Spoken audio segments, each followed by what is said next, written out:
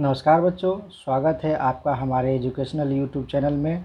आज हम पढ़ेंगे कक्षा 6 भूगोल अध्याय 2 ग्लोब अक्षांश एवं दशांतर। तो चलिए शुरू करते हैं इस ज्ञान यात्रा को।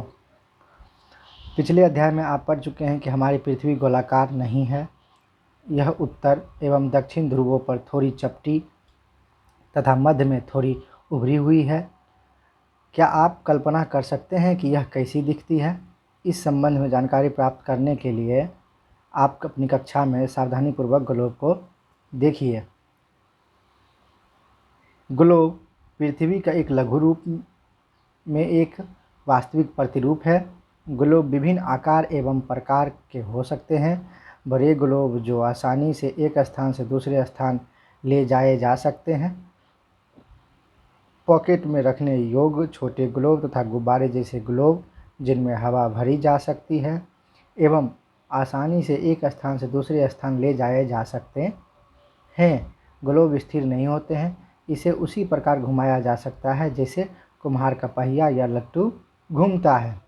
ग्लोब पर देश, महाद्वीप तथा महासागरों को उनके सही आकार में दिखाया जाता है। पृथ्वी के समान किसी गोले पर किसी बिंदु की स्थिति का वर्णन करना कठिन है।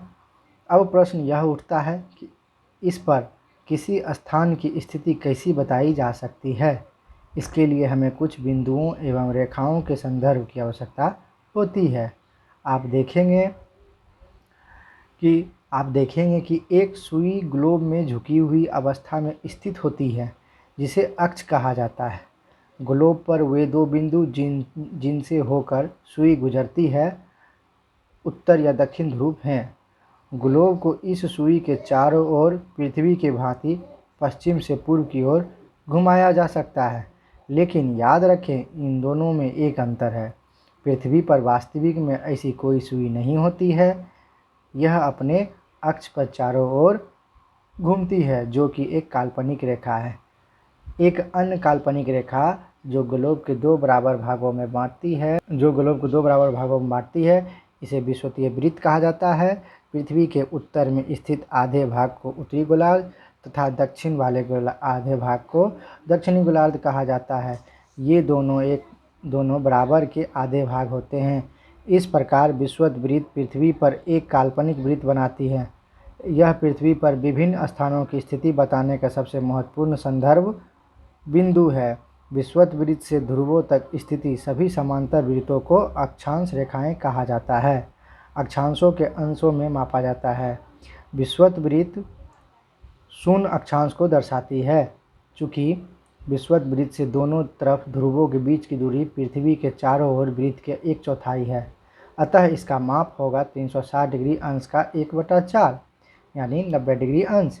इस प्रकार 90 अंश उत्तरी अक्षांश उत्तर ध्रुव को दर्शाता है तथा 90 अंश दक्षिणी अक्षांश दक्षिणी ध्रुव को दर्शाता है। इस प्रकार विषुवत वृत्त के ऊपर की सभी समांतर रेखाओं को उत्तरी अक्षांश कहा जाता है तथा विषुवत वृत्त के दक्षिणी स्थित सभी समांतर रेखाओं को दक्षिणी अक्षांश कहा जाता है। इसलिए प्रत्येक अक्षांश के मान के साथ उनकी दिशा यानी उत्तर या दक्षिण को भी लिखा जाता है। सामान्यतः इसे उ या द अक्षर से व्यक्त किया जाता है। उदाहरण के लिए महाराष्ट्र में चंद्रपुर एवं ब्राज़ील में हेलो होरिज़ोन दोनों एक ही अक्षांश 20 डिग्री अंश पर स्थित हैं, लेकिन चंद्रपुर विषुवत वृत्त के 20 अंश उत्तर में एवं बेलो होरिज़ोन विषुववृत्त के 20 डिग्री अंश दक्षिण में स्थित हैं।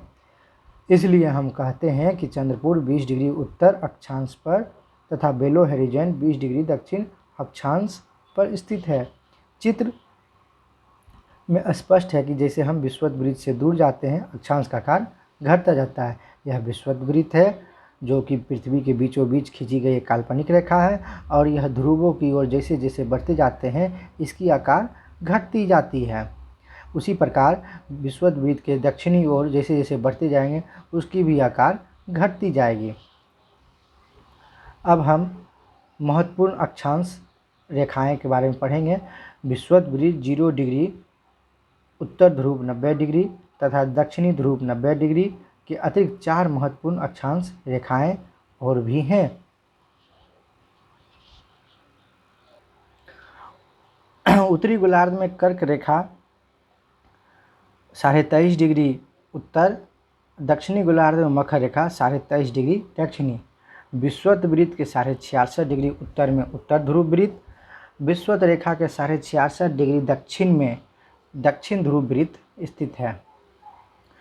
विषुवत पृथ्वी के ताप कटिबंध कर्क रेखा एवं मकर रेखा के बीच सभी अक्षांश सूर्य वर्ष में एक बार दोपहर में सिर के ठीक ऊपर होता है, इसलिए इस क्षेत्र में सबसे अधिक ऊष्मा प्राप्त होती है तथा इसे उष्ण कटिबंध कहा जाता है।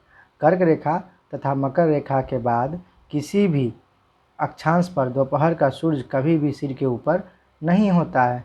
ध्रुव की तरफ सूर्य की किरणें तिरछी होती जाती हैं। इस प्रकार उत्तरी गोलार्ध में कर्क रेखा एवं उत्तर ध्रुव वृत्त तथा दक्षिणी गोलार्ध में मकर रेखा एवं दक्षिणी ध्रुव वृत्त के बीच वाले क्षेत्र का तापमान मध्यम रहता है, इसलिए इन्हें शीतोष्ण कटिबंध कहा जाता है। उत्तरी गोलार्ध में उत्तर ध्रुव वृत्त एवं उत्तरी ध्रुव तथा दक्षिणी गोलार्ध में दक्षिणी ध्रुव वृत्त एवं दक्षिणी ध्रुव के बीच के क्षेत्र में ठंड बहुत होती है, क्योंकि यहाँ सूर्य क्षितिज से ज़्यादा ऊपर नहीं आ पाता है, इसलिए ये शीत कटिबंध कहलाते हैं। देशांतर क्या है? किसी स्थान की स्थिति को बताने के लिए उस स्थान के अक्षांश के अतिरिक्त कुछ और जानकारियाँ आवश्यकता भी होती हैं। आप देख सकते हैं कि प्रशांत महासागर में स्थित टोंगा द्वीप एवं हिंद महासागर में स्थित मॉरिशस द्वीप एक ही अक्षांश 20 डिग्री पर स्थित है। उनकी सही स्थिति जानने के लिए यह पता करना होगा कि उत्तर ध्रुव दक्षिण ध्रुव से जोड़ने वाली संदर्भ रेखा से पूर्व या पश्चिम की ओर इन स्थानों की दूरी कितनी है। इन संदर्भ रेखाओं को दर्शाती देशांतरीय यमुनोत्तर कहते हैं तथा उनके बीच की दूरी को देशांतर के अंशों में मापा जाता है। प्रत्येक अंश 1 मिनट में तथा 5 मिनट के सेकंड में विभाजित किया जाता है। ये अर्धवृत्त हैं तथा उनके बीच की दूरी ध्रुव की तरफ बढ़ने पर घट जाती है एवं ध्रुव पर शून्य हो जाती है, जहाँ सभी देशांतरीय यमुनोत्तर आपस में मिलती हैं। अक्षांश रेखाओं से भिन्न सभी देशांतरीय यमुनोत्तर की लंबाई समान होती है, इसलिए इन्हें सिर्फ मुख्य संख्याओं में व्यक्त करना कठिन था। तब सभी देशों ने निश्चय किया कि ग्रीनिच, जहाँ ब्रिटिश राजकीय वेधशाला स्थित है, से गुजरने वाली यमुनोत्तर से पूर्व और पश्चिम की ओर गिनती शुरू की जाए। इस यमुनोत्तर को प्रमुख यमुनोत्तर कहते हैं। इसका मान 0 डिग्री देशांतर है तथा यहाँ से हम 180 डिग्री पूर्व या 180 डिग्री पश्चिम तक गणना करते हैं। प्रमुख यमुनोत्तर तथा 180 डिग्री यमुनोत्तर मिलकर पृथ्वी के 2 समान भागों पूर्वी गोलार्ध एवं पश्चिमी गोलार्ध में विभक्त करती है। इसलिए किसी स्थान के देशांतर के आगे पूर्व के लिए पू तथा पश्चिम के लिए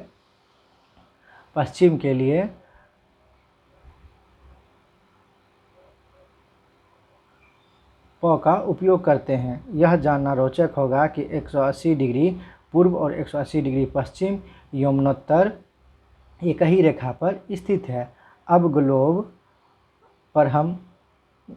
पर अक्षांश रेखा एवं देशांतरीय यमुनोत्तर के द्वारा बनाए गए ग्रिड को देखते हैं। यह अक्षांश रेखा और यह लंबी ऊपर से नीचे खी गई रेखा देशांतर रेखा होती है और ये जो जाल बने हैं इसी को हम ग्रिड कहते हैं।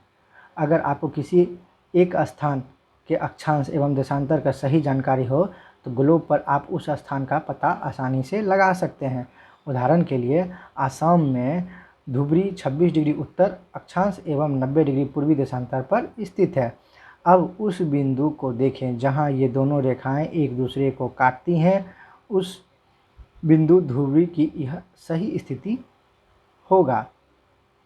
इसको समझने के लिए कागज़ पर समान दूरी वाली क्षैतिज तथा ऊर्ध्वाधर रेखाएं खींचते हैं। ऊर्ध्वाधर रेखाओं की संख्या 1 2 3 4 से तथा क्षैतिज रेखाओं को क ख ग घ अंगों अक्षरों से व्यक्त करते हैं। जिन बिंदुओं पर ये ऊर्ध्वाधर एवं क्षैतिज रेखाएं एक दूसरे को काटती हैं वहाँ कुछ छोटे वृत्त खींचिए। इन छोटे वृत्तों को और ब स द तथा ध नामों से व्यक्त कीजिए। मान लीजिए कि ऊर्ध्वाधर रेखाएं पूर्व देशांतरों एवं क्षैतिज रेखाएं उत्तरी अक्षांशों को व्यक्त करती हैं। अब आप देखेंगे कि वृत्त अ ख उत्तरी अक्षांश एवं तथा 1 डिग्री पूर्वी देशांतर पर स्थित है। ये 1, 2, 3, 4 ऊर्ध्वाधर रेखाएं हैं और ये क ख ग घ क्षैतिज रेखाएं हैं। देशांतर और समय को मापने का सबसे अच्छा साधन पृथ्वी, चंद्रमा एवं ग्रहों की गति है। सूर्योदय एवं सूर्यास्त प्रतिदिन होता है, अतः स्वाभाविक ही है कि यह पूरे विश्व में समय निर्धारण का सबसे अच्छा साधन है।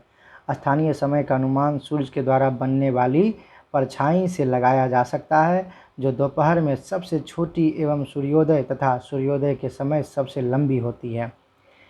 ग्रीनिच पर स्थित प्रमुख यमुनोत्तर पर सूर्य जिस समय आकाश के सबसे ऊंचे बिंदु पर होगा, उस समय यमुनोत्तर पर स्थित सभी स्थानों पर दोपहर होगी।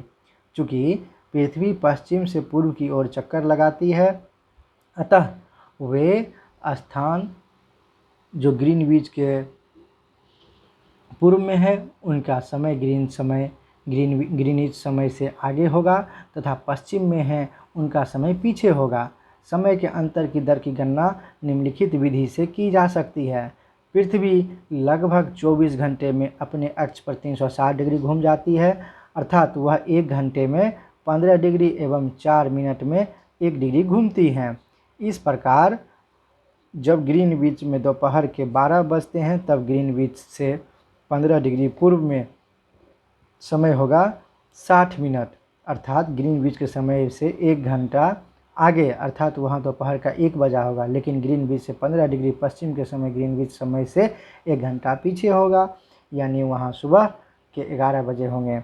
इसी प्रकार जब ग्रीनविच पर दोपहर के 12 बजे होंगे, उस समय 180 डिग्री पर मध्य रात्रि होगी। किसी भी स्थान पर जब सूर्य आकाश में अपने उच्चतम बिंदु पर होता है, दोपहर में उस समय घड़ी में दिन के 12 बजते हैं। इस प्रकार घड़ी इसके द्वारा दिखाया गया समय उस स्थान का स्थानीय समय होगा। आप देख सकते हैं कि दिए गए देशांतर यमुनोत्तर पर सभी स्थानों का स्थानीय समय समान है। हम मानक समय क्यों मानते हैं? अलग अलग यमुनोत्तर पर स्थित स्थानों के स्थानीय समय में अंतर होता है। उदाहरण के लिए बहुत से देशांतरों से होकर गुजरने वाली रेलगाड़ियों के लिए समय सारणी तैयार करना कठिन होगा। भारत गुजरात के द्वारका तथा असम के डिब्रूगढ़ के स्थानीय समय में लगभग 1 घंटा 45 मिनट का अंतर होगा। इसलिए यह आवश्यक है कि देश के मध्य भाग से होकर गुजरने वाले किसी यमुनोत्तर के स्थानीय समय को देश का मानक समय माना जाए। इस यमुनोत्तर रेखा के स्थानीय समय को पूरी देश का मानक समय माना जाता है। भारत में 82.5 डिग्री पूर्व को मानक यमुनोत्तर माना गया है। इस यमुनोत्तर के स्थानीय समय को पूरे देश का मानक समय माना जाता है। इसे भारतीय मानक समय के नाम से जाना जाता है। कबीर भोपाल के निकट एक छोटे से नगर में रहता है। वह अपने मित्र आलोक से कहता है कि वे लोग आज रात्रि में नहीं सो पाएंगे।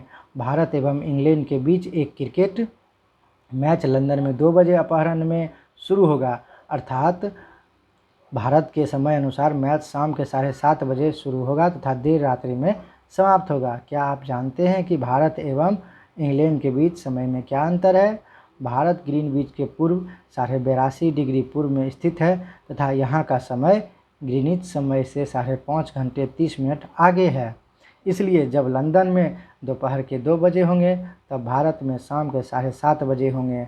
कुछ देशों का देशांतरीय विस्तार अधिक होता है, जिसके कारण वहाँ एक से अधिक मानक समय अपनाए गए हैं। उदाहरण के लिए रूस में 11 मानकों समय को अपनाया गया है। पृथ्वी को एक घंटे वाले 24 समय क्षेत्रों में बांटा गया है। इस प्रकार प्रत्येक समय क्षेत्र 15 डिग्री देशांतर तक के क्षेत्र को घेरता है। यहाँ पे कुछ प्रश्न दिए गए हैं। हम अगले वीडियो में इस प्रश्नों का उत्तर का वीडियो बनाकर अपलोड करेंगे। अगर आपको वीडियो अच्छा लगा हो तो लाइक, शेयर और सब्सक्राइब करना ना भूलें। मिलते हैं अगले वीडियो में कक्षा 6 के अध्याय 3 के साथ। तब तक पढ़ते रहिए और सीखते रहिए। धन्यवाद।